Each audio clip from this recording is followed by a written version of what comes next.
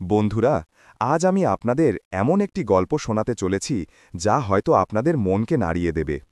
এটি হলো এক বাবার গল্প, যিনি তার মেয়ের সুখের জন্য এমন একটি সিদ্ধান্ত নিলেন যা শুনতে ভুল মনে হয়, কিন্তু সময় প্রমাণ করল যে সেই সিদ্ধান্তটি কতটা সঠিক ছিল। তো শুনুন, যখন আমার মেয়ে তার নববধূর লাল পোশাকে সেজেছিল, যখন বাড়িতে সানাইয়ের মিষ্টি সুর বাজছিল, যখন তার কপালে সিঁদুর জ্বলছিল এবং চোখে আনন্দের পাশাপাশি বিদায়ের অশ্রুও ছিল, ঠিক সেই মুহূর্তে আমার হৃদয়ে শুধু একটিই ভাবনা ঘুরছিল, আর সেই ভাবনাটি ছিল, ঈশ্বরের লাখ লাখ ধন্যবাদ যে আমি তার ৯ মিলিয়নের উত্তরাধিকার লুকিয়ে রেখেছিলাম। হ্যাঁ বন্ধুরা, আপনারা ঠিকই শুনেছেন, আমি আমার মেয়ের কাছ থেকেই তার নিজের উত্তরাধিকার লুকিয়েছিলাম। আর আজ যখন আমি পেছন ফিরে তাকাই, তখন আমার মনে হয় যে যদি আমি সেই সিদ্ধান্ত না নিতাম, তাহলে আজ আমার মেয়ের জীবন নষ্ট হয়ে যেত।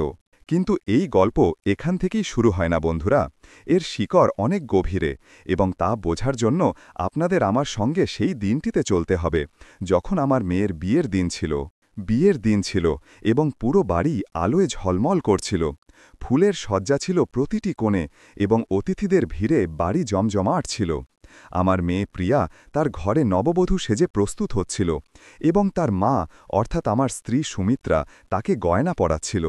আমি দরজার কাছে দাঁড়িয়ে আমার মেয়েরকে দেখছিলাম, যে আজ এত সুন্দর লাগছিল যে কথায় প্রকাশ করা কঠিন ছিল। কিন্তু আমার হৃদয়ে একটা অদ্ভুত অস্থিরতা ছিল, এমন একটা ভয় যে আমাকে ভেতরে ভেতরে কুড়ে খাচ্ছিল। আমি জানতাম যে কাল সকালে কি ঘটতে চলেছে। আমার জানা ছিল যে আমার এই চিন্তা বৃথা নয়, এবং আমার এই ভয় সত্যি হতে চলছিল। তখনই আমার স্ত্রী আমাকে ডেকে বললেন, আরে শুনুন, আপনি ওখানে দাঁড়িয়ে কি করছেন? আসুন না, প্রিয়াকে আশীর্বাদ দিন, বরযাত্রী প্রায় এসে গেল। আমি ধীরে ধীরে ভেতরে গেলাম এবং আমার মেয়ের মাথায় হাত রাখলাম। তার চোখের দিকে তাকাতেই আমার তার দাদুভাইয়ের কথা মনে এলো, সেই দাদুভাই যিনি তার সারা জীবনের উপার্জন এই নাতনির নামে করে দিয়েছিলেন। আমার বাবা অর্থাৎ প্রিয়ার দাদুভাই একজন খুবই পরিশ্রমী এবং সৎ মানুষ ছিলেন। তিনি তার জীবনে অনেক সংগ্রাম করেছিলেন এবং ধীরে ধীরে একটি ভালো সম্পত্তি তৈরি করেছিলেন। তার একটি ছোট ব্যবসা ছিল, যা সময়ের সাথে সাথে বাড়তে থাকল, এবং তিনি অনেক জায়গায় জমি ও বাড়িও কিনেছিলেন।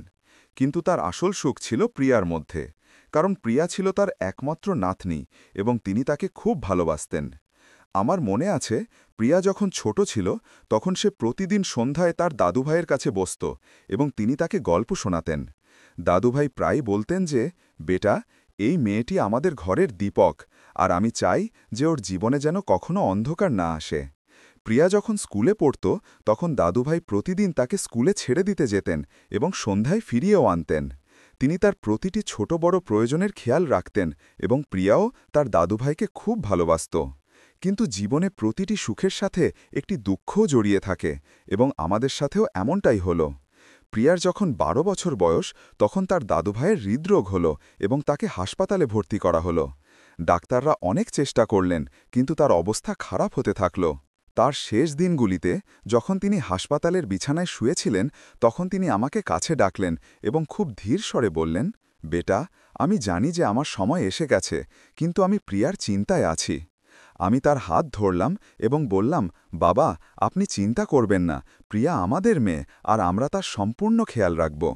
কিন্তু বাবা আমার কথা থামিয়ে বললেন, না বেটা, আমি তোমার ওপর সন্দেহ করছি না, কিন্তু আমি জানি যে এই পৃথিবীতে মানুষ কেমন হয়, বিশেষ করে যখন টাকার কথা আসে। আমি আমার সমস্ত সম্পত্তি প্রিয়ার নামে উইলে লিখে দিয়েছি, এবং এই সম্পত্তি প্রায় ৯ মিলিয়ন টাকার। আমি চাই যে এই টাকা তার শিক্ষা, তার ভবিষ্যৎ এবং তার সুরক্ষার জন্য ব্যবহার হোক। কিন্তু বেটা, আমি তোমার কাছে একটি প্রতিশ্রুতি চাই, তুমি এই টাকার কথা কাউকে বলবে না, যতক্ষণ না প্রিয়া এতটা বুদ্ধিমতী হয় যে সে নিজে নিজের সিদ্ধান্ত নিতে পারে। বাবার এই কথা শুনে আমি হতবাক হয়ে গেলাম। আমি তাকে জিজ্ঞাসা করলাম, বাবা, আপনি এমন কথা কেন বলছেন? আপনার কি মনে হয় যে কেউ এই টাকার জন্য খারাপ কাজ করতে পারে? বাবা গভীর শ্বাস নিলেন এবং বললেন, বেটা, আমি জীবনে অনেক কিছু দেখেছি, এবং আমি জানি যে টাকা মানুষকে কি থেকে কি বানিয়ে দেয়। যখন প্রিয়ার বিয়ে হবে তখন অনেক লোক আসবে, এবং হয়তো কিছু লোক শুধু এই কারণেই তার সাথে সম্পর্ক করতে চাইবে, কারণ তারা জানবে যে তার সম্পত্তি আছে। আমি চাই না যে আমার নাতনির বিয়ে কোনো লোভী মানুষের সাথে হোক। তাই আমি তোমাকে বলছি যে তুমি এই কথা কাউকে বলবে না যতক্ষণ না সঠিক সময় আসে। আমি তার হাতে হাত রাখলাম এবং বললাম, বাবা, আমি আপনাকে প্রতিশ্রুতি দিচ্ছি যে আমি আপনার প্রতিটি কথা মানব এবং প্রিয়ার উত্তরাধিকার রক্ষা করব। সেই রাতেই বাবা শেষ নিঃশ্বাস ত্যাগ করলেন এবং আমাদের চিরদিনের জন্য ছেড়ে চলে গেলেন। তার মৃত্যুর পর আমি তার উকিলের সাথে দেখা করে সমস্ত কাগজপত্র গুছিয়ে নিলাম এবং একটি ট্রাস্ট তৈরি করলাম যাতে প্রিয়ার সমস্ত সম্পত্তি সুরক্ষিত থাকে। আমি আমার স্ত্রীকেও এই কথা বললাম এবং তার কাছ থেকেও প্রতিশ্রুতি নিলাম যে আমরা দুজন মিলে এই রাজ ততক্ষণ লুকিয়ে রাখব যতক্ষণ না সঠিক সময় আসে। সময় কাটতে থাকল এবং প্রিয়া বড় হতে থাকল। সে পড়াশোনায় খুব ভালো ছিল এবং তার স্নাতক ডিগ্রি শেষ করল। সে একটি ভালো চাকরিও পেয়েছিল এবং আমাদের বাড়িতে আনন্দই আনন্দ ছিল। কিন্তু যত দিন গেল তত বিবাহের প্রস্তাব আসতে থাকল। প্রতি সপ্তাহে কেউ না কেউ সম্পর্ক নিয়ে বাড়িতে আসত এবং আমরা সবাই মিলে সেই প্রস্তাবগুলো দেখতাম। কিছু সম্পর্ক ভালো লাগত তো কিছু লাগত না, কিন্তু প্রিয়া কারোর সাথেই রাজি হচ্ছিল না। আমি বুঝতে পারছিলাম যে সে তার জীবনের সঙ্গী খুঁজছিল, কেবল একটি বিয়ে করছিল না। এরপর একদিন প্রিয়ার অফিসের একজন সহকর্মী তার জন্য একটি ছেলের প্রস্তাব পাঠালেন। ছেলেটির নাম রাজীব ছিল এবং সে একটি ভালো কোম্পানিতে কাজ করত। তার ছবি দেখে প্রিয়া হ্যাঁ করল এবং আমরা তার পরিবারের সাথে দেখা করার সিদ্ধান্ত নিলাম। যখন আমরা প্রথমবার রাজীব এবং তার পরিবারের সাথে দেখা করলাম তখন সবকিছু খুব ভালো লাগছিল। রাজীবকে খুবই শিক্ষিত এবং মার্জিত ছেলে মনে হচ্ছিল। তার বাবা মাও খুব ভদ্র এবং মিশুক ছিলেন। রাজীবের বাবা একজন অবসরপ্রাপ্ত সরকারি অফিসার ছিলেন এবং তার মা একজন গৃহিণী ছিলেন। তাদের একটি ছোট বাড়ি ছিল এবং তাদের জীবন সাধারণ হলেও সুখী দেখাচ্ছিল। আমার মনে হলো যে এই সম্পর্কটি সঠিক এবং প্রিয়াও খুশি ছিল। আমরা দুজনকেই দেখা করার সুযোগ দিলাম এবং তারা দুজনে একসাথে কফি খেতে গেলেন। প্রিয়া যখন ফিরে এলো তখন তার চেহারায় এক আলাদা ঔজ্জ্বল্য ছিল এবং সে আমাদের বলল যে বাবা, আমার রাজীবকে খুব ভালো লেগেছে এবং আমি তাকেই বিয়ে করতে চাই। আমার স্ত্রী সুমিত্রা খুব খুশি হলেন এবং বললেন যে যদি প্রিয়ার এই সম্পর্ক পছন্দ হয় তাহলে আমাদেরও কোনো আপত্তি নেই। আমিও সম্মতি দিলাম এবং আমরা দুপক্ষের সম্মতিতে সম্পর্কটি পাকা করলাম। কিন্তু বন্ধুরা, এখান থেকেই গল্পে এমন একটি মোড় এলো যা আমার মনে সন্দেহের বীজ বুনে দিল। সম্পর্ক ঠিক হওয়ার পর যখন আমরা বিয়ের প্রস্তুতি নিয়ে কথা বলার জন্য আবার মিলিত হলাম তখন রাজীবের বাবা কিছু এমন কথা বললেন যা আমার কাছে অদ্ভুত লাগল। তিনি বললেন, দেখুন, আমরা সাধারণ পরিবারের মানুষ এবং আমাদের কাছে বেশি টাকা নেই, তাই বিয়ের বেশিরভাগ দায়িত্ব আপনাদেরই নিতে হবে। আমি বললাম যে এটা তো স্বাভাবিক এবং আমরা মেয়ের বাবা হিসেবে আমাদের দায়িত্ব বুঝি। কিন্তু এরপর রাজীবের মা কথা বাড়িয়ে বললেন, আমাদের ছেলে খুব পরিশ্রমী এবং সে তার স্ত্রীর খুব খেয়াল রাখবে, কিন্তু আমরা আশা করি যে প্রিয়ার কিছু সম্পত্তি থাকবে যাতে তাদের ভবিষ্যৎ সুরক্ষিত থাকে। এই কথা শুনে আমার কানে ঘণ্টা বাজল এবং আমার মনে হলো যে হয়তো বাবার চিন্তা সঠিক ছিল। আমি খুব সংযমের সাথে উত্তর দিলাম যে দেখুন, প্রিয়া একজন চাকরিজীবী মেয়ে এবং তার নিজস্ব উপার্জন আছে, কিন্তু আমাদের কোনো বিশেষ সম্পত্তি নেই।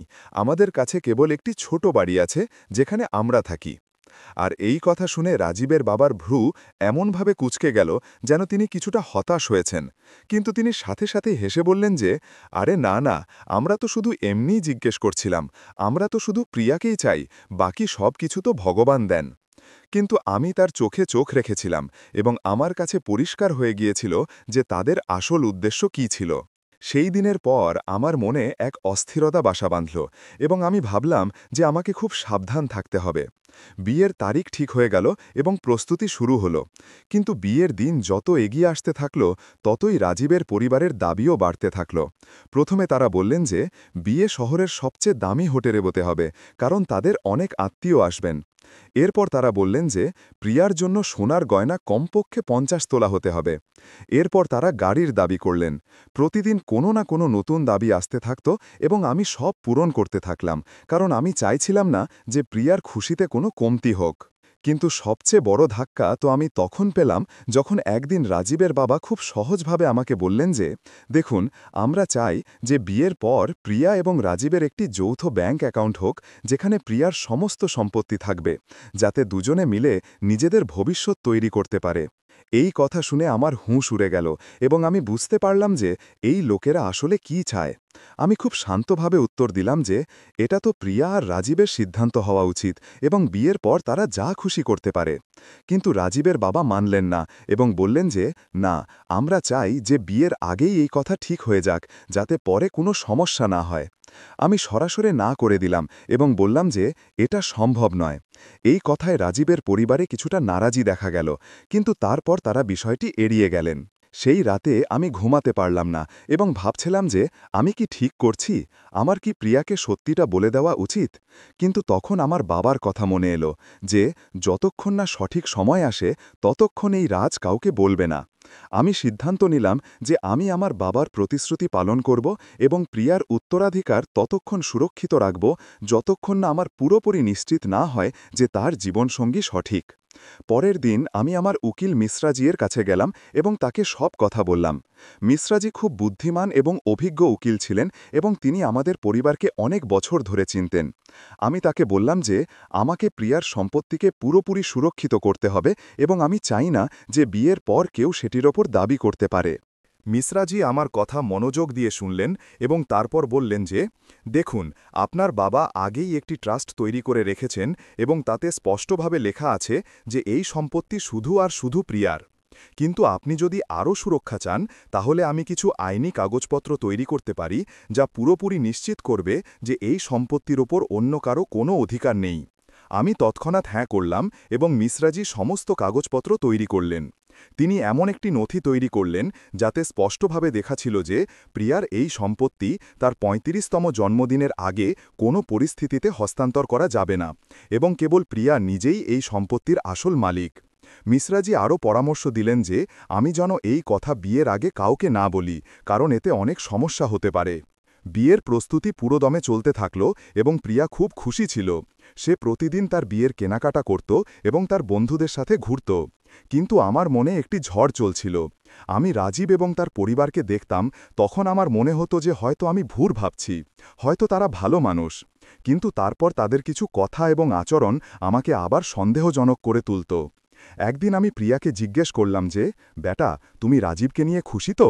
প্রিয়া হেসে বলল যে হ্যাঁ বাবা, রাজীব খুব ভালো এবং সে আমাকে খুব ভালোবাসে, আমি তাকে নিয়ে খুব খুশি। আমি বললাম যে বেটা, তোমার যদি কখনো কোনো সমস্যা হয় বা কোনো কিছু অদ্ভুত লাগে তাহলে তুমি আমাকে বলে দিও। প্রিয়া হেসে বলল যে বাবা, আপনি খুব চিন্তা করেন, সব কিছু ঠিক আছে, আপনি অকারণে চিন্তা করছেন। কিন্তু আমি জানতাম যে আমার চিন্তা বৃথা ছিল না।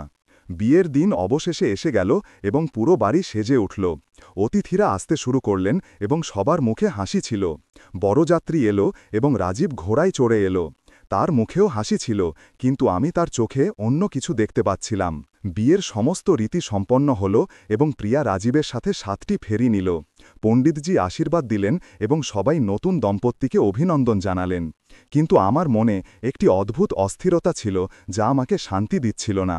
যখন বিদায়ের সময় এলো তখন প্রিয়া কাঁদতে শুরু করল এবং আমার স্ত্রী সুমিত্রাও কাঁদছিলেন।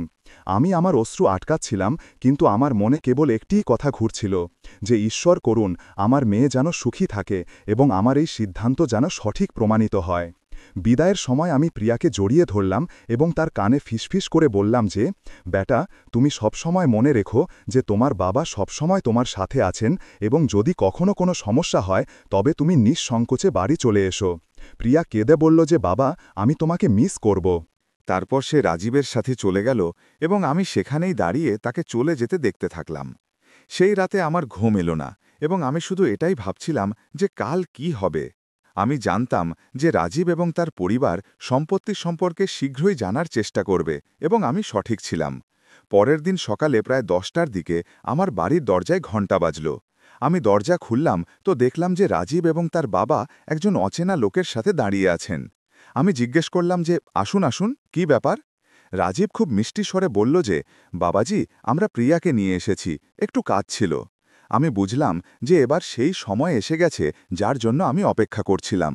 আমি তাদের ভেতরে ডাকলাম এবং বসতে বললাম। প্রিয়াও তাদের সাথে ছিল এবং তাকে কিছুটা লাজুক দেখাচ্ছিল। রাজীবের বাবা সেই অচেনা লোকটির দিকে ইশারা করে বললেন যে ইনি সতীশজি এবং ইনি নোটারির কাজ করেন। আসলে আমরা চাই যে কিছু আনুষ্ঠানিকতা সম্পন্ন করা হোক। আমি জিজ্ঞেস করলাম যে কেমন আনুষ্ঠানিকতা। রাজীব মাঝখানে কথা বলে বলল যে, বাবাজি, আসলে আমরা চাই যে প্রিয়ার নামে যা সম্পত্তি আছে তার একটি যৌথ অ্যাকাউন্ট তৈরি হোক এবং কিছু কাগজে সই করা হোক, যাতে ভবিষ্যতে কোনো সমস্যা না হয়। এই কথা শুনে আমার হৃদস্পন্দন বেড়ে গেল, কিন্তু আমি নিজেকে সামলালাম এবং জিজ্ঞেস করলাম যে কেমন কাগজ, আমাকে একটু দেখান। সেই নোটারি সতীশজি তার ব্যাগ থেকে কিছু কাগজ বের করে আমার সামনে রাখলেন। আমি সেই কাগজগুলো তুলে পড়া শুরু করলাম। প্রথম কাগজটি ছিল একটি পাওয়ার অফ অ্যাটর্নির, যাতে লেখা ছিল যে প্রিয়া তার সমস্ত সম্পত্তির অধিকার রাজীবকে সমর্পণ করছে এবং রাজীব সেই সম্পত্তি যেমন খুশি ব্যবহার করতে পারে। দ্বিতীয় কাগজটি ছিল সম্পত্তি হস্তান্তরের, যাতে প্রিয়ার নামে থাকা সমস্ত স্থাবর এবং অস্থাবর সম্পত্তি রাজীবের নামে হস্তান্তর করার কথা লেখা ছিল। তৃতীয় কাগজটি এমন একটি দলিল ছিল যাতে প্রিয়া ভবিষ্যতে প্রাপ্ত যে কোনো উত্তরাধিকারের ওপর রাজীবের সম্পূর্ণ অধিকার স্বীকার করছিল। আমি কাগজগুলো নিচে রাখলাম এবং রাজীবের দিকে তাকালাম। তার মুখেও তখনও সেই নকল হাসি ছিল। আমি জিজ্ঞেস করলাম যে এসব কি। রাজীব বলল যে, বাবাজি, এটা তো শুধু একটা আনুষ্ঠানিকতা, যাতে আমরা দুজনে মিলে নিজেদের ভবিষ্যৎ তৈরি করতে পারি। শেষ পর্যন্ত স্বামী স্ত্রীর মধ্যে কোনো লুকোচুরি থাকা উচিত নয়, তাই না? আমি গভীর শ্বাস নিয়ে বললাম যে, কিন্তু বেটা, এটা তো অনেক বড় ব্যাপার, এটার জন্য তো ভাবতে হবে। রাজীবের বাবা মাঝখানে কথা বলে বললেন যে, এতে ভাবার মতো কি আছে, এটা তো সাধারণ প্রক্রিয়া এবং প্রতিটি বিবাহিত দম্পতি এটা করে। আমি তাদের দিকে তাকালাম এবং বললাম যে, না, এটা সাধারণ প্রক্রিয়া নয় এবং আমি এই ধরনের কাগজে আমার মেয়েকে সই করতে দেব না। এই কথা শুনে রাজীবের মুখ বদলে গেল এবং সে কিছুটা কড়া স্বরে বলল যে, কিন্তু বাবাজি, এটা তো প্রিয়ার অধিকার যে সে তার সম্পত্তির কি করবে, এবং আমি তার স্বামী, তাই তার সম্পত্তির ওপর আমারও অধিকার জন্মায়। আমি শান্তভাবে বললাম যে, বেটা, সম্পত্তির ওপর অধিকার তো জন্মায়, কিন্তু এই অধিকার ভালোবাসা এবং বিশ্বাস থেকে আসে, প্রতারণা এবং চাপ থেকে নয়। রাজীব রাগে বলল যে, আপনি কি বলছেন? আমি প্রিয়াকে ভালোবাসি এবং আমি তার সাথে কোনো প্রতারণা করছি না। আমি বললাম, যদি তুমি সত্যি ভালোবাসো তাহলে এই কাগজগুলোর কি প্রয়োজন? এই কথা শুনে রাজীবের বাবা উঠে দাঁড়ালেন এবং বললেন যে, দেখুন, আমরা এখানে ভালোভাবে কথা বলতে এসেছিলাম, কিন্তু আপনি আমাদের উদ্দেশ্য নিয়ে সন্দেহ করছেন। আমিও উঠে দাঁড়ালাম এবং বললাম যে, আমি কারো ওপর সন্দেহ করছি না, বরং আমি স্পষ্টভাবে দেখতে পাচ্ছি যে আপনারা কি চান। তখনই আমার স্ত্রী সুমিত্রাও সেখানে এলেন এবং জিজ্ঞেস করলেন যে, এখানে কি হচ্ছে। আমি তাকে সমস্ত কাগজ দেখালাম এবং বললাম যে, দেখো, এই লোকেরা কি চায়। সুমিত্রা কাগজগুলো পড়লেন এবং তার মুখও কঠিন হয়ে গেল। প্রিয়া এতক্ষণ চুপচাপ দাঁড়িয়েছিল এবং সে বুঝতে পারছিল না যে কি হচ্ছে। সে ধীরে ধীরে জিজ্ঞেস করল যে, বাবা, কি হয়েছে, আপনি এত রেগে আছেন কেন? আমি তার দিকে তাকালাম এবং বললাম যে, বেটা, তুমি এই কাগজগুলো মনোযোগ দিয়ে পড়ো এবং তারপর নিজে সিদ্ধান্ত নাও যে তোমাকে কি করতে হবে। প্রিয়া কাগজগুলো তুলে পড়তে লাগল। সে যত পড়তে থাকল তার চেহারার রং ততই ইমড়ে গেল। সে রাজীবের দিকে তাকালো এবং জিজ্ঞেস করল, এসব কি রাজীব, তুমি আমাকে এ সম্পর্কে কিছু বলনি? রাজীব বলল যে, প্রিয়া, এটা কোনো বড় ব্যাপার নয়, শুধু একটা আনুষ্ঠানিকতা, তুমি সই করে দাও। কিন্তু প্রিয়া বলল যে, না রাজীব, এটা আনুষ্ঠানিকতা নয়, এটা তো আমার সমস্ত সম্পত্তির ওপর তোমার অধিকার দেওয়ার কথা। রাজীব বলল যে, কিন্তু আমি তোমার স্বামী, তাহলে এতে ভুল কি আছে? প্রিয়া বলল যে, ভুল এটা যে তুমি বিয়ের আগে সম্পর্কে কিছু বলনি এবং বিয়ের পরের দিনই এই কাগজ নিয়ে এসেছ। রাজীবের বাবা রাগে বললেন যে, দেখো বেটি, আমরা তোমার ভালোর জন্যই এটা বলছি এবং তোমার বাবা তোমাকে আমাদের বিরুদ্ধে ভড়কাচ্ছেন। আমি তৎক্ষণাৎ বললাম যে, আমি কাউকে ভড়াইনি, আমি শুধু সত্যিটা বলছি। তখনই আমার একটি কথা মনে এলো এবং আমি বললাম যে, তাছাড়া আরেকটা কথা বলে দিই যে প্রিয়ার নামে এই মুহূর্তে এক পয়সাও নেই। এই কথা শুনে সবাই ধাক্কা খেল এবং রাজীব চমকে গিয়ে জিজ্ঞেস করল যে, আপনি কি বলছেন? আমি বললাম যে, হ্যাঁ, একদম ঠিক শুনেছ তোমরা, প্রিয়ার নামে কোনো সম্পত্তি নেই, কোনো ব্যাংক ব্যালেন্স নেই এবং কোনো উত্তরাধিকারও নেই। রাজীবের বাবা বললেন যে, কিন্তু আমরা তো জানতে পেরেছিলাম যে তার দাদুভাই অনেক সম্পত্তি রেখে গেছেন। আমি হেসে বললাম যে, হ্যাঁ, রেখে গিয়েছিল, কিন্তু সেই সম্পত্তি আমি লুকিয়ে রেখেছি। এই কথা শুনে সেখানে স্তব্ধতা নেমে এলো। রাজীবের মুখ হা হয়ে গেল এবং তার বাবার চোখ বড় বড় হয়ে গেল। রাজীব রাগে বলল যে, আপনি কি বলছেন? প্রিয়ার সম্পত্তি লুকিয়ে রাখার আপনার কি অধিকার আছে?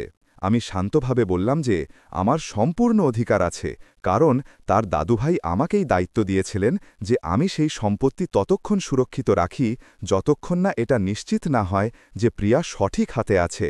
এবং আজ তোমাদের এই আচরণ দেখে আমার বিশ্বাস হল যে আমি সঠিক সিদ্ধান্ত নিয়েছিলাম।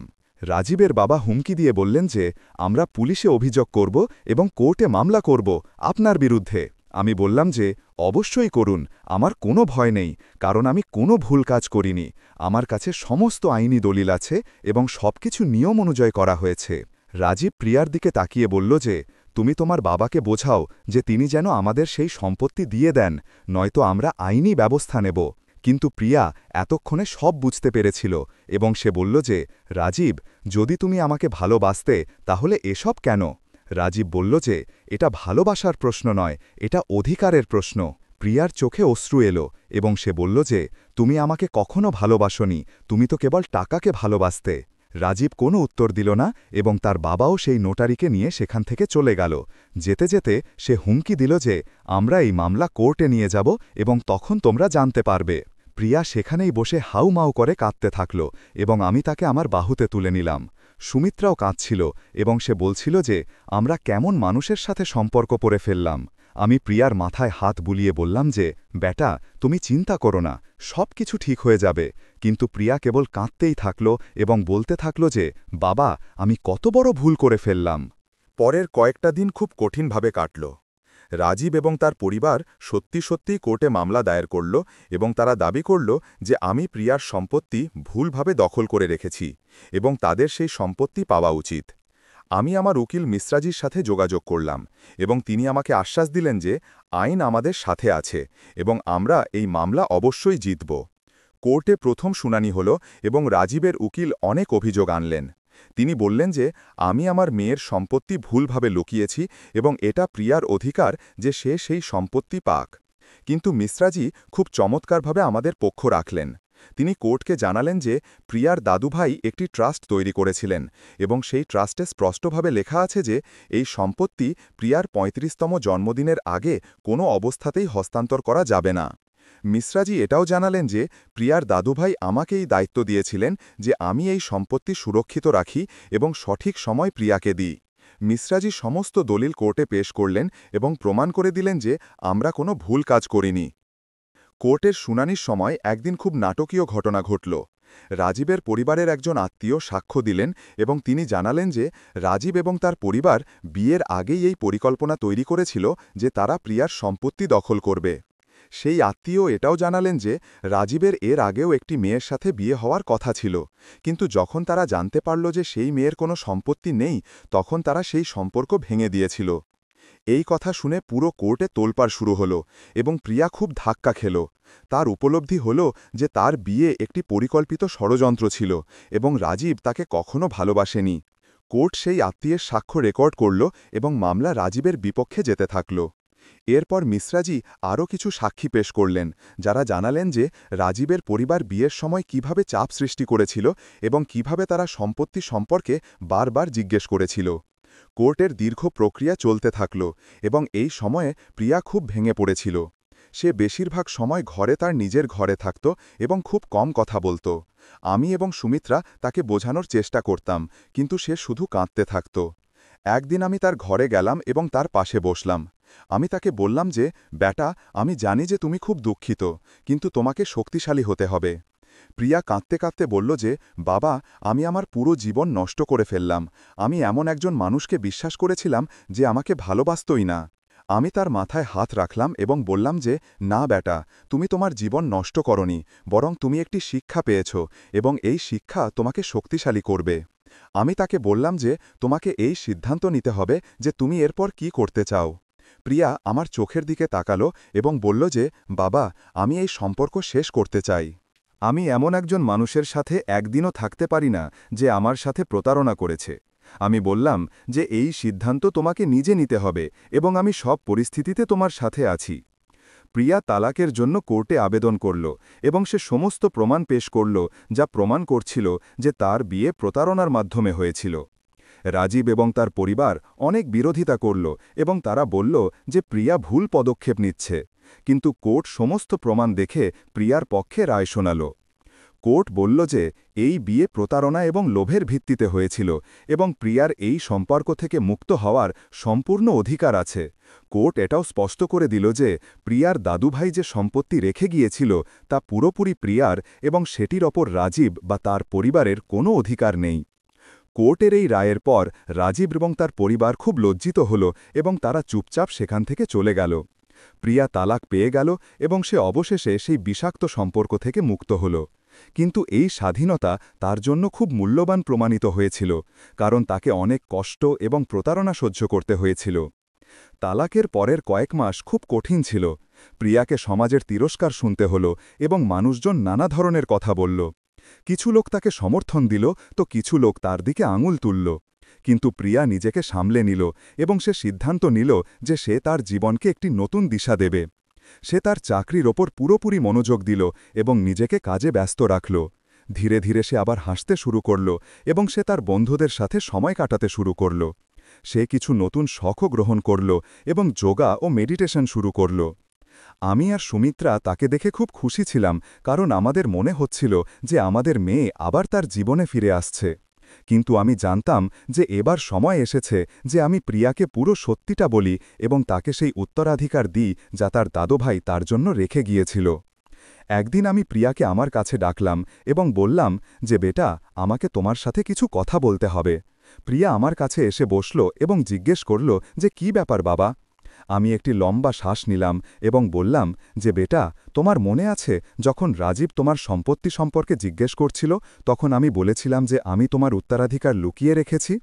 প্রিয়া বলল যে হ্যাঁ বাবা, আমার মনে আছে। আমি বললাম যে বেটা, এবার সময় এসেছে যে আমি তোমাকে সত্যিটা বলি। তোমার দাদুভাই তার সমস্ত সম্পত্তি তোমার নামে রেখে গিয়েছিল এবং সেই সম্পত্তি প্রায় ৯ মিলিয়নের। এই কথা শুনে প্রিয়ার চোখ বড় বড় হয়ে গেল এবং সে বলল যে কি বাবা, আপনি কি বলছেন? আমি বললাম যে হ্যাঁ বেটা, এটা সত্যি এবং আমি এই সম্পত্তি লুকিয়ে রেখেছিলাম, কারণ তোমার দাদুভাই আমার কাছ থেকে প্রতিশ্রুতি নিয়েছিলেন যে আমি এটিকে ততক্ষণ সুরক্ষিত রাখব যতক্ষণ না তুমি এতটা বুদ্ধিমতী হও যে তুমি নিজে নিজের সিদ্ধান্ত নিতে পারো। এবং যখন রাজীবের আসল চেহারা সামনে এলো তখন আমার মনে হলো যে আমি সঠিক কাজ করেছিলাম। প্রিয়ার চোখে অশ্রু এলো এবং সে বলল যে বাবা, যদি আপনি এই সম্পত্তি না লুকাতেন তাহলে আজ আমার জীবন নষ্ট হয়ে যেত। আমি বললাম যে বেটা, তোমার দাদুভাই খুব বুদ্ধিমান ছিলেন এবং তিনি জানতেন যে এই পৃথিবীতে মানুষ কেমন হয়, তাই তিনি আমাকে এই দায়িত্ব দিয়েছিলেন। আমি প্রিয়াকে সমস্ত কাগজপত্র দেখালাম এবং তাকে বোঝালাম যে এই সম্পত্তি কিভাবে সুরক্ষিত রাখা হয়েছে। আমি তাকে বললাম যে এই সম্পত্তিতে কিছু জমি আছে, কিছু বাড়ি আছে এবং কিছু ব্যাংকে জমা টাকা আছে। প্রিয়া সমস্ত কাগজপত্র দেখল এবং তারপর সে আমাকে আলিঙ্গন করল এবং বলল যে বাবা, আপনি আমার জন্য যা করেছেন তা আমি কখনো ভুলতে পারব না।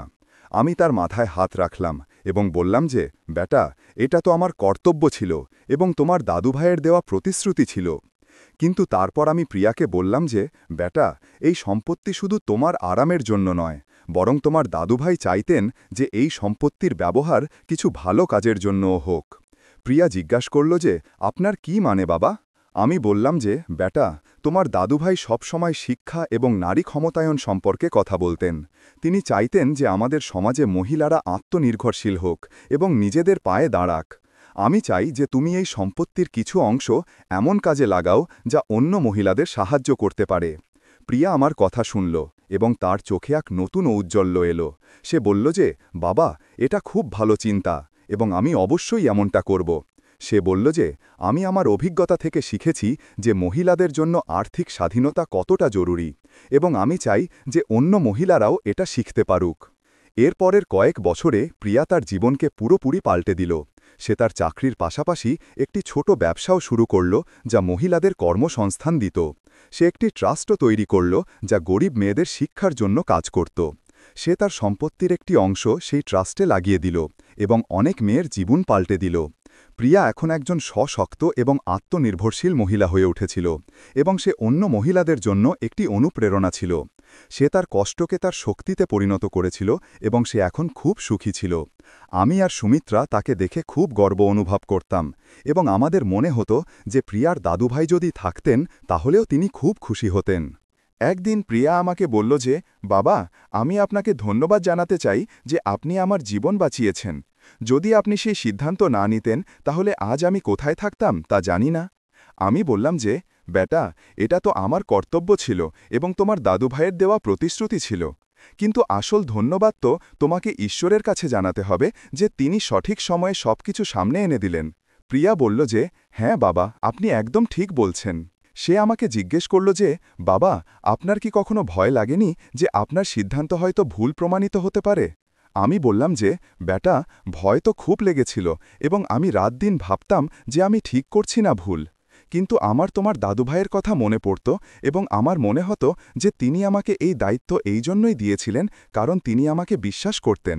তাই আমি আমার ভয়কে নিজের ওপর চেপে বসতে দিইনি এবং আমার কর্তব্য পালন করলাম। আজ যখন আমি পেছন ফিরে তাকাই তখন আমার মনে হয় যে আমি আমার জীবনের সবচেয়ে সঠিক সিদ্ধান্ত নিয়েছিলাম। আমি আমার মেয়ের ৯ মিলিয়ন টাকার উত্তরাধিকার লুকিয়েছিলাম এবং আজ আমি ঈশ্বরের লাখ লাখ শুক্রিয়া জানাই যে আমি এমনটা করেছিলাম। যদি আমি সেই সিদ্ধান্ত না নিতাম তাহলে আজ আমার মেয়ের জীবন নষ্ট হয়ে যেত এবং সে এমন একজন মানুষের সাথে ফেসে থাকত যে তাকে ভালোবাসত না, বরং কেবল তার টাকাকে ভালোবাসত। আমি আমার বাবার প্রতিশ্রুতি পালন করলাম এবং আমি আমার মেয়ের রক্ষা করলাম। আজ প্রিয়া একজন সুখী এবং সশক্ত মহিলা এবং সে অন্যদের সাহায্য করছে। এটাই তো আসল উত্তরাধিকার যা তার দাদুভাই চেয়েছিলেন। বন্ধুরা, এই গল্প আমাদের অনেক শিক্ষা দেয়। প্রথম শিক্ষা এই যে বাবা মাকে তাদের সন্তানদের সুরক্ষার জন্য কখনো কখনো কঠিন সিদ্ধান্তও নিতে হয় এবং এই সিদ্ধান্তগুলো শুনতে ভুল মনে হলেও সেগুলো সন্তানদের ভবিষ্যতের জন্য জরুরি হয়।